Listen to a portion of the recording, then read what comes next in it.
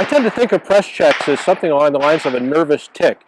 a behavior, a ritual, if you will, that a lot of shooters get wrapped up into that can lead to, in my opinion, a certain amount of unnecessary gun handling under some circumstances. I'm Bruce Gray. I'm out here at the beautiful Sig Sauer Academy on a gorgeous fall afternoon, here with OpSpec Training, teaching a class, and the subject of press checks came up in the class today. I'm a big believer in them under certain circumstances, but I'm not necessarily a believer in press checking the pistol every time you turn around, every time you get ready for a string, every time you load the pistol to reflexively check it again to make sure that round is chambered. I'll tell you honestly, in 43 years of shooting, competing, tactical training, working as a contractor,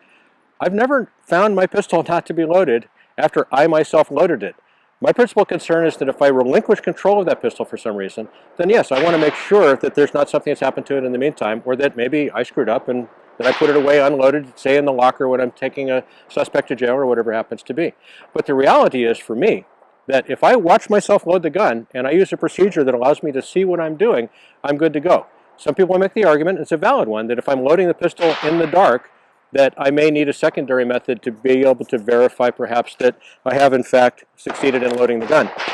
But that circumstance is not one that is normal. I don't think I need to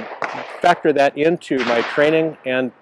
press check the gun every time I turn around just to support something that may actually realistically never happen and is probably not going to be much of a circumstance that's going to come up for most of the people we train. So again, I think that press checks are great under very limited circumstances, but I think it becomes almost like a nervous tick that people reflexively do that leads to too much gun handling for no real purpose. I really honestly think that I'm going to be kind of contrary here and say that press checks are almost unnecessary these days for people that actually know how to load their pistol properly. My opinion.